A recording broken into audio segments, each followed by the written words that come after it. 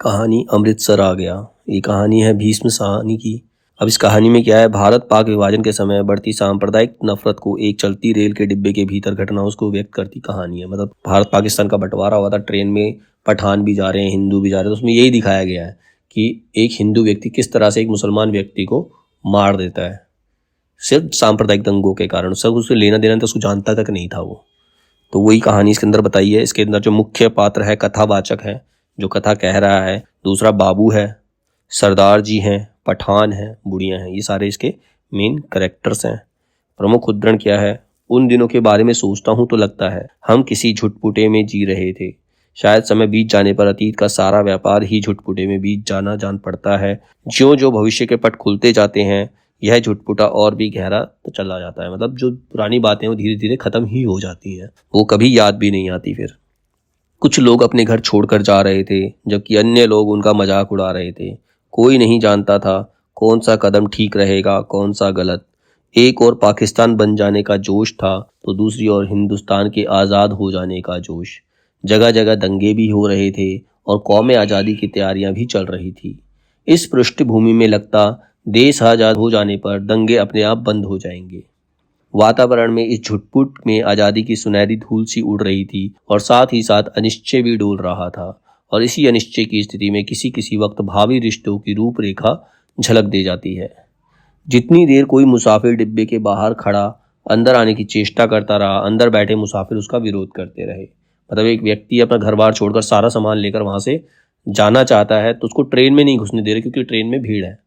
वो अपना धीरे धीरे करके बेटी को पत्नी को अंदर करता है, सामान अंदर कर रहा है, लेकिन कोई उसको ऐसा करने नहीं दे रहा है। वहाँ के अंदर बैठे लोग उसको रोक रहे हैं। और सबसे ज्यादा रोका एक पठान ने, जो ऊपर बैठा था। उसने उसको लात तक मार दी जो उसकी बीवी को जाकर लगी, उसकी बेटी को जाकर लगी। पर एक बार जैसे तैसे वह अंदर आ जाए तो विरोध खत्म हो जाता है और मुसाफिर जल्दी ही डिब्बे की दुनिया का निवासी बन जाता है। ट्रेन का वातावरण बताया, स्टेशन पर जब ट्रेन रुकती है तो कई लोग अंदर घुसते हैं, तो बाकी लोग उनको कहते हैं यहाँ जगह नहीं है, लड़ते हैं उससे।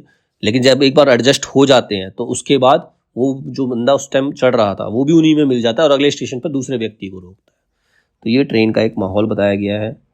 और अगले स्टेशन पर वही सबसे पहले बाहर खड़े मुसाफिरों पर चिल्लाने लगता है, नहीं है जगह, अगले डिब्बे में जाओ, घुसे आते हैं। बहुत बुरा किया तुम लोगों ने, बहुत बुरा किया। मतलब बुढ़िया जब वो उस आदमी को निकाल दिया तो बुढ़िया ने कहा तुमने बहुत बुरा किया। बुढ़िया ऊंचा ऊंचा बोल रही थी, तुम्हारे दिल का दर्द मर गया है। छोटी सी बच्ची उनके साथ थी। बेरहमो, तुमने बहुत बुरा किया है, धक्के देकर उतार दिया है। शहर में आग लगी थी। बात डिब्बे भर के मुसाफिरों को पता चल गई और वे लपक लपक कर खिड़कियों में से आग का दृश्य देखने लगे। जब गाड़ी शहर छोड़कर आगे बढ़ गई तो डिब्बे में सन्नाटा छा गया था। मैंने घूमकर डिब्बे के अंदर देखा। दुबले बाबू का चेहरा पीला पड़ गया था और माथे पर पसीने की परत किसी मुर्दे के माथे की तरह चमक रही थी। मुझे लगा जैसे अपनी अपनी जगह बैठे सभी मुसाफिरों ने अपने आसपास बैठे लोगों का जायजा ले लिया।